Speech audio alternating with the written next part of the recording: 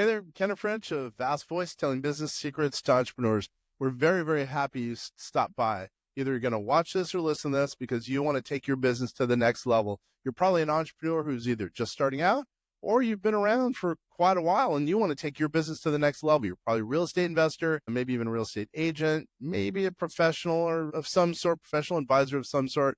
And well, you are stopping by because you need some valuable advice from one of the top industry leaders there is.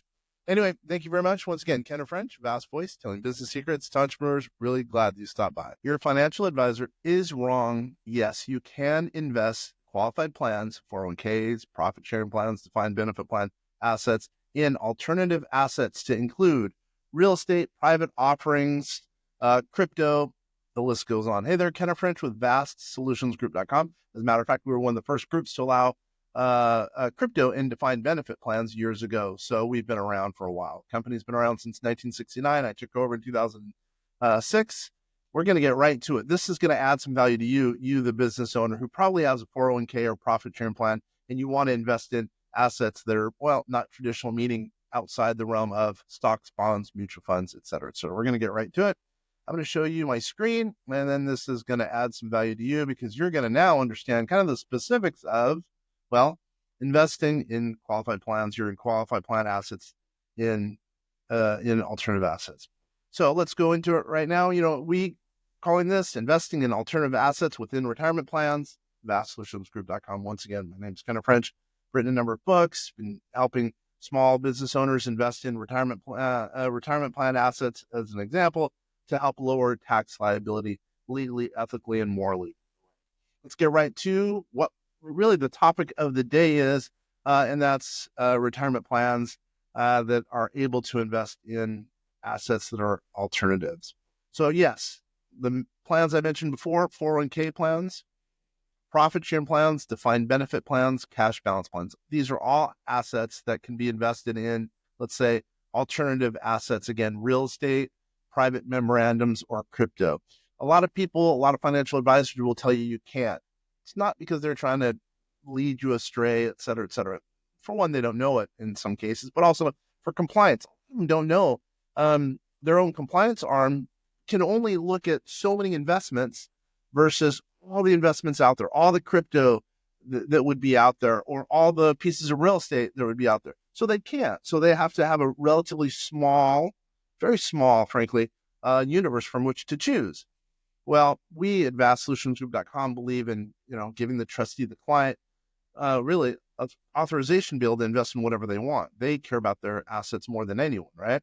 So it's really up to them. It's up to the client. In our case, trustees who are really in control of the 401ks, profit sharing plans, defined benefit plans, cash balance plans. It's up to them to make the determination what they're going to be investing in.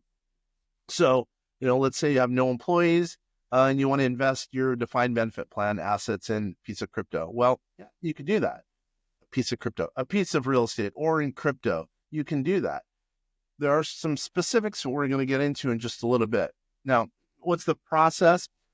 Let's just say you have money in a defined benefit plan. You can direct those assets. Let's just say you have $1 million in your defined benefit plan. You want to, put whatever, $100,000 into a piece of real estate. You can do that. Generally speaking, you can do that. The plan assets, you'll write a check or wire, whatever the case is, to the place to the custodian that will hold the asset. Therefore, you're going to write a $100,000 check for that piece of real estate. Piece of real estate will be held in the name of the qualified plan, in my example, in the defined benefit plan. So you can either do a contribution or you could do move the assets via wire if they're already in there. If you could wire, do a check, et cetera, et cetera. Investing now, it's a little unique because not a lot of people do it. So it's unique because remember, we're open architecture. You can invest in nearly whatever you want. There are rules, by the way. And what I would say is call in the office or go to our website at VastSolutionsGroup.com. We do have some specifics for you.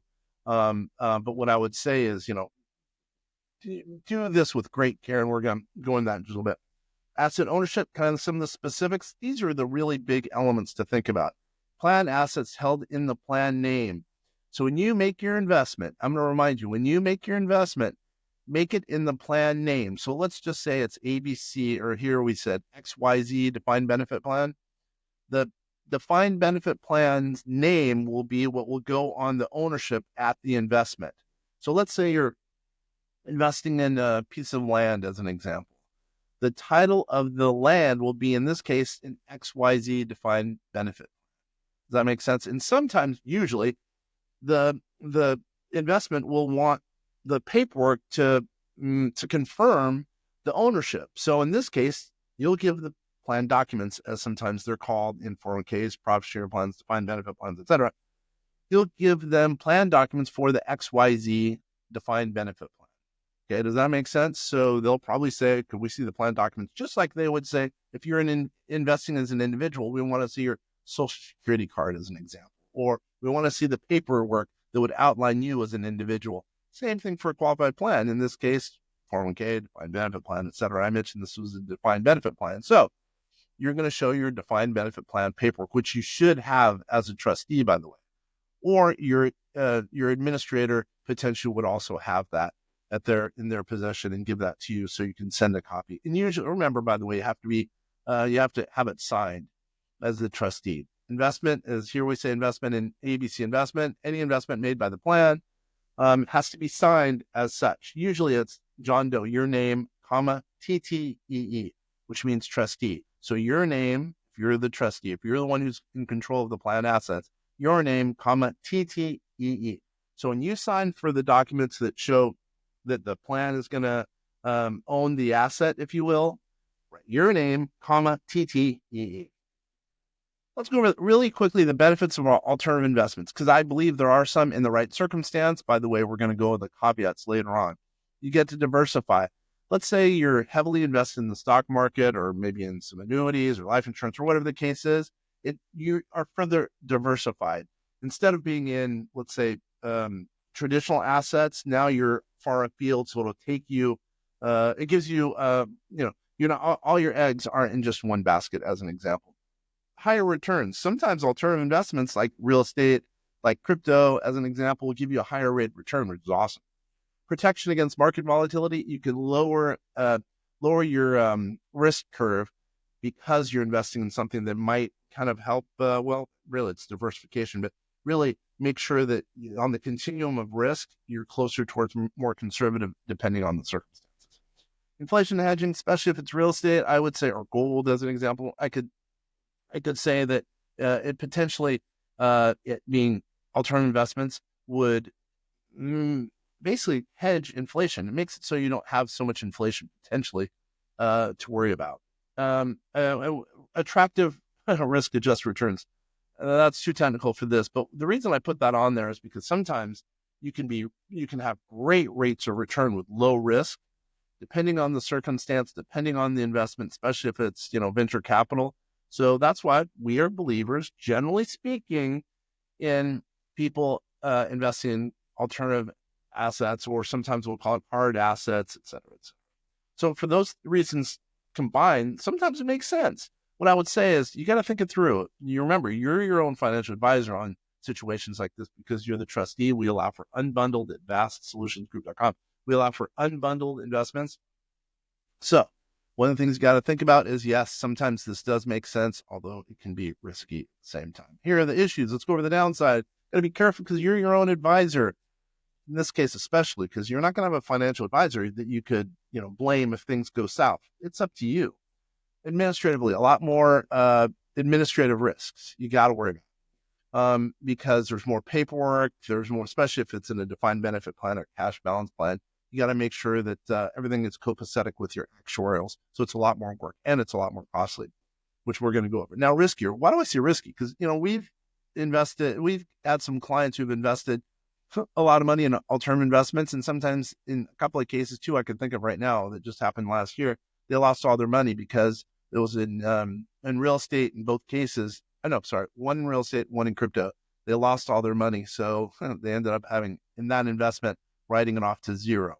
So literally, one guy, smart CPA, actually brilliant CPA, he had $500,000 in a piece of real estate, or real estate project, I should say.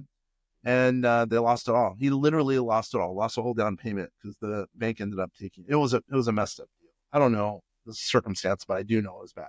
And then the crypto deal, invest in a crypto deal that was thought to be, a perfect deal. And, they find out that it was a dump and pump or pump and dump, whatever you want to call it. Costlier, yeah, because the administrative issues, it's more expensive. Plus, it takes more of your time as the trustee.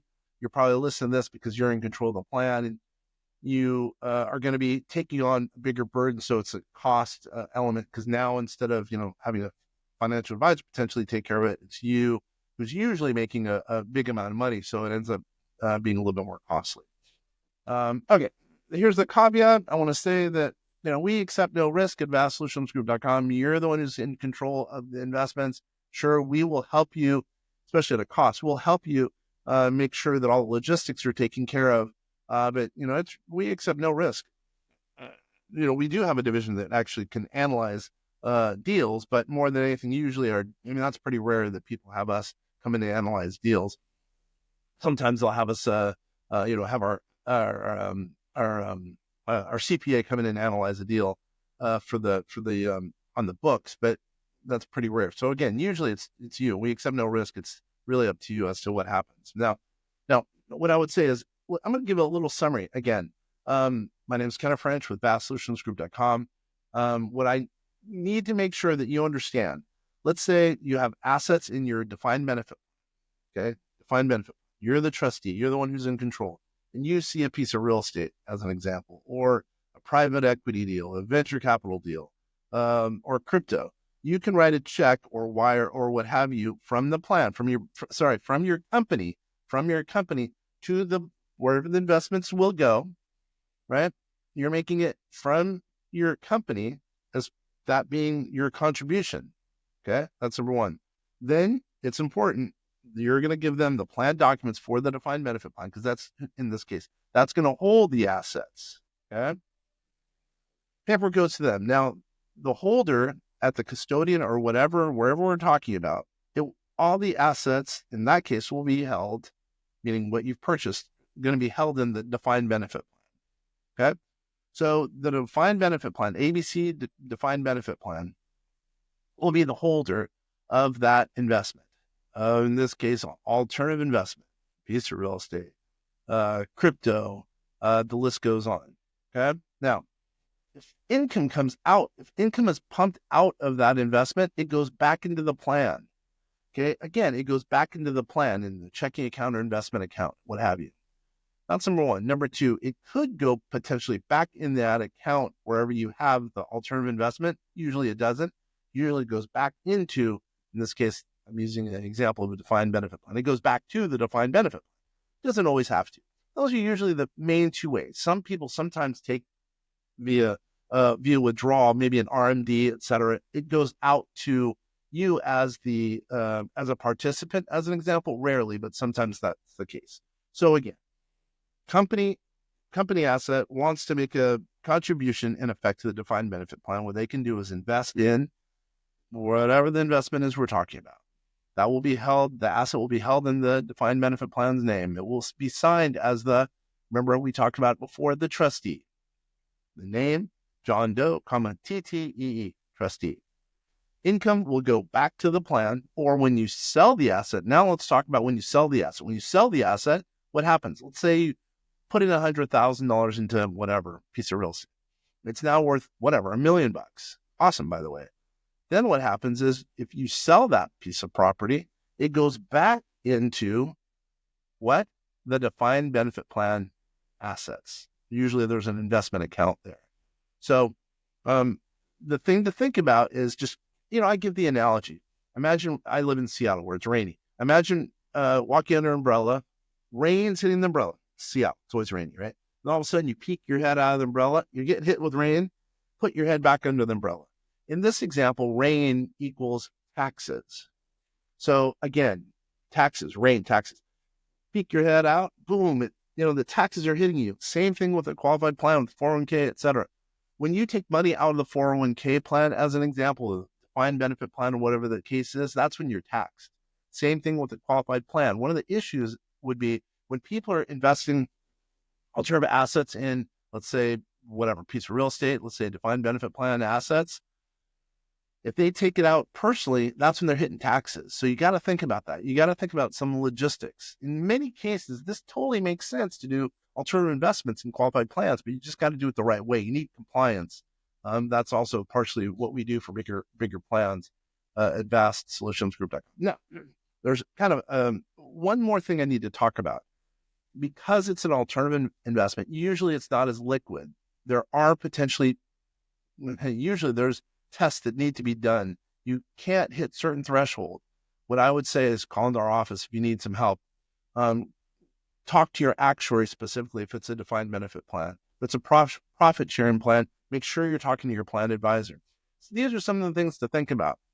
I'm again going to say, I think it makes sense in a lot of cases for diversification, usually rates of return, to invest in, assets that are, traditional, that are not stocks, bonds, mutual funds.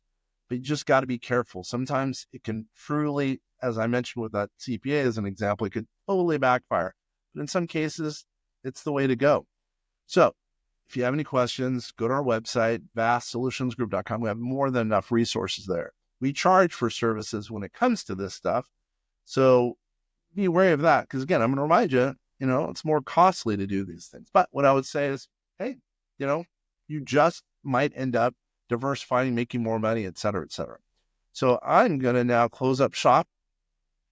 Or we were talking about this topic. And again, that's alternative investments really within qualified plans. My name is Kenneth French. I really appreciate you spending the time watching and listening to this. And if it's been of any value, please forward it on to some people that are out there, because a lot of people don't know what I said at the outset. Financial advisors sometimes are wrong that you can put qualified plan assets, 401k, profit sharing plan, defined benefit plan, cash balance plan. You can put those assets in alternative investments to include private equity, as an example, venture capital, real estate, private offering memorandums. Once again, Kenneth French, thank you for taking the time.